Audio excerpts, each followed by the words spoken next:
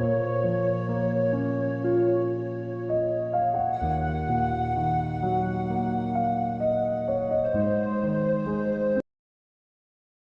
semua, selamat datang di Novel Dipaksa Menikah karya Kashifa Syafiq. Sedikit cerita soal novel Dipaksa Menikah. Novel ini berpusat pada dua orang manusia, seorang gadis SMA bernama Intan dan seorang lelaki dewasa bernama Riko. Keduanya terpaut usia 10 tahun, Intan 18 tahun dan Riko 28 tahun. Mereka dipaksa menikah oleh bapak mereka yang keduanya merupakan sahabat. Intan yang masih berusia 18 tahun awalnya menolak karena dia masih sekolah. Begitu pula Riko yang sudah mempunyai kekasih hatinya sendiri. Namun, Intan tidak bisa menolak perintah bapaknya karena bapaknya tidak bisa dibantah. Dan Riko juga tidak bisa menolak permintaan bapaknya yang sedang sakit keras.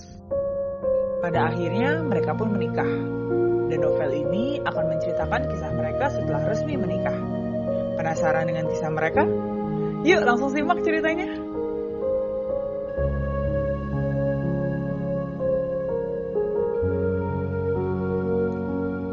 Di sebuah ruang kamar VIP Rumah Sakit Husada berbaring laki-laki berusia 56 tahun bernama Bambang. Dia mulai sakit beberapa hari yang lalu. Entah apa penyebabnya, karena selama ini dia baik-baik saja. Semakin hari sakitnya semakin parah. Tubuhnya melemah. Dokter sudah angkat tangan. Istrinya setiap hari menangis di sampingnya. Dia memiliki dua orang anak. Satu laki-laki berumur 28 tahun bernama Riko dan satu perempuan berumur 20 tahun bernama Sinta. Dia juga memiliki sahabat dekat yang kedekatannya melebihi keluarganya bernama Pak Ramli. Setiap ada masalah, mereka selalu saling membantu. Bahkan jika dia dinas di luar daerah yang jauh dari rumahnya, dia selalu menginap di rumah sahabatnya tersebut. Oh iya, Pak Bambang adalah seorang polisi, sedangkan Pak Ramli adalah seorang pengusaha kecil. Mereka tidak sengaja berkenalan di jalan dan akhirnya hubungan mereka semakin dekat. Karena beberapa hari yang lalu sibuk dengan pekerjaan, hari ini Pak Ramli baru bisa menjenguknya di rumah sakit. Perjalanan dari rumahnya ke rumah sakit menempuh waktu 3 jam. Saat Pak Ramli dan Pak Bambang berbincang-bincang di dalam kamar, istri Pak Ramli dan istri Pak Bambang berbincang-bincang di luar kamar. Pak Bambang, maaf, saya baru bisa jenguk hari ini. Kemarin-kemarin sangat sibuk dengan pekerjaan, ucap Pak Ramli pada Pak Bambang meminta maaf. Tidak apa-apa Pak Ramli, terima kasih sudah datang menjenguk saya, balas Pak Bambang dengan tersenyum. Gimana keadaan Pak Bambang sekarang? Tanya Pak Ramli prihatin. Rasanya umur saya sudah tidak lama lagi, jawab Pak Bambang pesimis. Hush, jangan bicara kayak gitu Pak. Pak Bambang tuh harus kuat, kata Pak Ramli memberi semangat. Pak Ramli, hubungan kita sangat dekat seperti saudara. Saya tidak pernah bertemu orang, teman, sahabat sebaik Pak Ramli. Kalau saya pergi nanti, hubungan kita hanya tinggal kenangan, ujar Pak Bambang panjang lebar. Ih, Pak Bambang tuh pasti sembuh. Jangan bicara yang macam-macam lah, kata Pak Ramli. Saya berharap kita bisa jadi keluarga yang sesungguhnya. Sebelum saya pergi, saya ingin menikahkan anak-anak kita.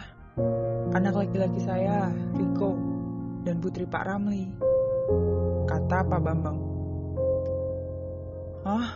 Tapi putri saya masih sekolah, Pak. Dia masih SMA loh. Gak bakalan dia mau menikah muda, balas Pak Ramli. Saya mohon, Pak.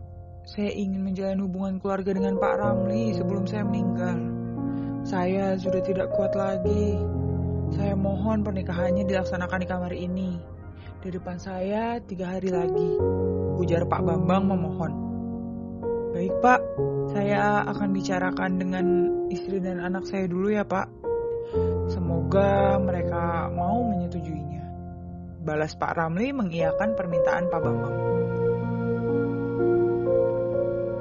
Sesampainya di rumah, hari sudah malam. Pak Ramli mendiskusikan perbincangannya dengan Pak Bambang kepada istrinya. Tentu saja istrinya menolak. Anak gadisnya masih sekolah. Masa depannya masih panjang. Tidak mungkin dia membiarkan anaknya menikah muda. Bu, Pak Bambang sudah banyak membantu kita. Ayolah, kita penuhi permintaan terakhirnya. Bujuk Pak Ramli pada istrinya. Ya tapi Pak, Intan itu masih muda. Bapak tega merenggut masa depan anak kita, ucap Bu Romlah, istri Pak Ramli. Sudah, pokoknya 3 hari lagi Intan harus menikah dengan anak Pak Bambang. Titik. Ucap Pak Ramli lalu berdiri meninggalkan istrinya di ruang tengah sendirian. Setelah itu, Bu Romlah menuju kamar Intan. Ia melihat anak gadisnya yang tertidur lelap. Ia menitikkan air matanya karena tidak bisa berbuat apa-apa untuk anaknya. Ia sangat paham dengan sifat suaminya yang tidak bisa dibantah. Keesokan harinya saat sarapan pagi bersama, Pak Ramli mengutarakan maksudnya kepada Intan. Tan, 2 hari lagi kamu harus menikah dengan anaknya teman Bapak ya, ucap Pak Ramli pada Intan. Intan kan masih sekolah, Pak. Apalagi 2 hari lagi. Bapak bercanda ya? Balas Intan tak percaya. Bapak serius, Intan. Lusa, kamu ikut Bapak ke rumah sakit. Kamu tahu kan, Bapak gak suka dibantah. Ucap Pak Ramli tegas. Tapi Pak, sekolah Intan gimana? Beberapa bulan lagi kan Intan lulus, Pak. Ujar Intan pada bapaknya. Kamu masih bisa melanjutkan sekolahmu. Bahkan kuliah pun juga bisa, Intan. Balas Pak Ramli. Tapi Intan belum mau menikah, Pak. Intan masih mau bebas. Intan selalu nurutin kata-kata Bapak. Bahkan saat Bapak melarang Intan pacaran, Intan juga nurut sama Bapak. Intan mohon, Pak, jangan nikahkan Intan. Bu, tolongin Intan, Bu. Mohon Intan mulai menangis. Ibunya hanya bisa menunduk sambil meneteskan air matanya. Sudah, cepat habiskan sarapanmu. Segera berangkat ke sekolah, perintah bapaknya.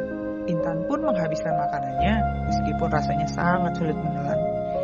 Ia sudah tidak nafsu makan lagi. Cerita Intan dan Riko sampai sini dulu ya. Terima kasih sudah mendengarkan cerita Dipaksa Menikah. Sampai jumpa di bab berikutnya ya. Dadah!